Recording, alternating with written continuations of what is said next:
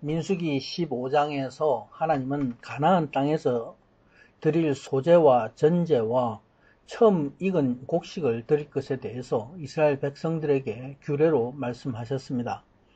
하나님의 약속하신 땅에 저들이 반드시 들어가서 하나님과 어떻게 백성들이 교제할 것인가에 대한 것입니다. 또 부지 중에 지은 죄에 대해서 속죄제를 드려야 할 것과 고의로 지은 죄에 대해서는 영원한 심판이 있음을 말씀했습니다.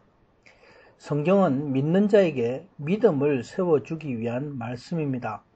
사람의 교훈을 찾아서 말씀을 보게 되면 하나님의 뜻을 간과하게 됩니다.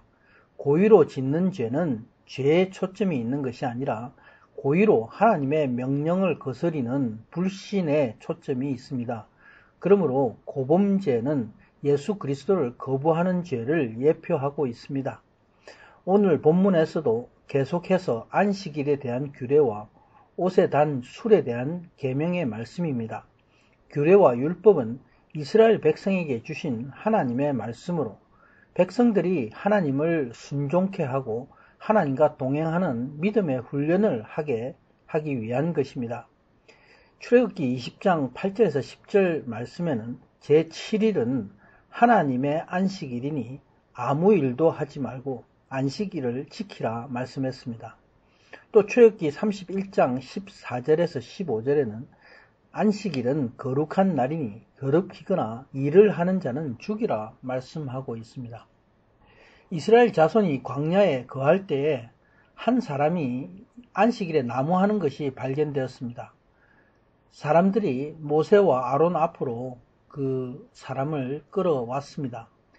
저들은 이 죄가 사형에 해당된다는 것을 알았지만 어떻게 죽여야 하는가 그 방법에 대해서는 몰랐습니다. 그래서 모세도 하나님께 묻기 위해서 저를 가두었다 말씀하고 있습니다. 이렇게 이스라엘 백성은 모든 율법의 구체적인 사항들을 하나님께 물어서 시행했습니다. 여기에 안식일에 일하지 말라고 하나님이 명하신 것은 안식일이 하나님의 거룩한 날이기 때문입니다.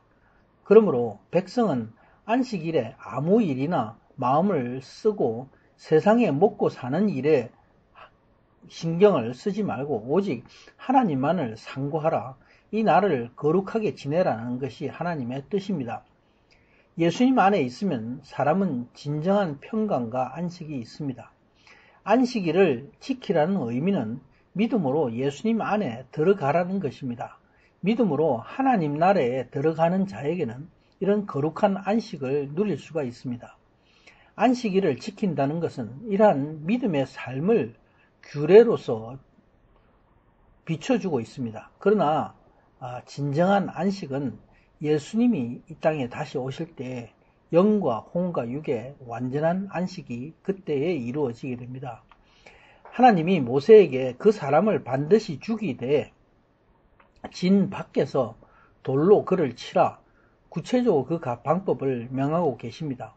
돌로 친다는 것은 무서운 공격청의 한 방법입니다. 이렇게 사람이 안식일을 범하는 것은 하나님을 모독하고 거부하는 죄악이기 때문에 그렇습니다. 그러므로 하나님의 명령의 규례를 범하는 것에 대해서 죽음으로 처형했습니다.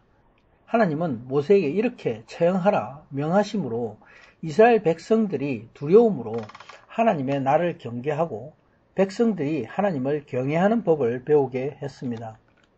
또 하나님은 37절에 모세에게 명해서 이스라엘 백성들이 대대로 입는 옷단 귀에 술을 만들어 입도록 명했습니다. 그 술에 청색 끈을 더하라 명합니다. 이 옷단 귀에 끈에 달린 청색 끈을 보고 이스라엘 백성들에게 저들이 경계하기 위함이라 말씀하고 있습니다. 당시에 청색은 구하기 힘들고 바래지 않는 귀한 색깔입니다. 제사장의 옷과 성막의 휘장 등 여러 가지 문양에 사용되었습니다. 성막 기구를 덮을 때 청색 보자기를 사용한 바와 같습니다. 39절에 하나님은 이 옷단 귀에 청색 술을 단 목적을 말씀하고 있습니다. 하나님의 모든 계명을 기억해서 준행하고 방종하는 모든 마음에 욕심과 눈의 욕심을 쫓지 않게 하기 위함이라 말씀합니다. 하나님을 어떻게 경외해야 하는가에 대해서 말씀하고 있습니다. 유대인들은 지금도 이 옷단에 술을 만들어 끈을 달고 다니지만은 그 근본 목적이 되시는 예수 그리스도를 모릅니다. 청색은 팔복에서 6번째 복인 마음이 청결한 자의 색입니다. 마음이 청결한 자라는 예수님은 율법 위에 새 계명을 우리에게 주셨는데 이 새 계명에 순종하는 사람입니다. 심령이 가난한 자가 마침내 하나님을 만나보는 자, 청결한 자로서 팔복의 핵심이 되는 사람을 가리키고 있습니다. 예수님 안에 거함으로 하나님이 주신 계명을 지킬 수 있는 자는 바로 예수 그리스도의 신부가 되는 사람입니다. 세상의 욕심을 따르지 않고 오직 마음과 생각과 그 눈을 예수 그리스도 한 분에 집중해서 진리의 삶을 사는 사람입니다. 이들은 하나님 마음에 합한 예수님의 신부입니다. 그러므로 신부는 음란한 것, 바로 세상을 우상으로 섬기지가 않습니다.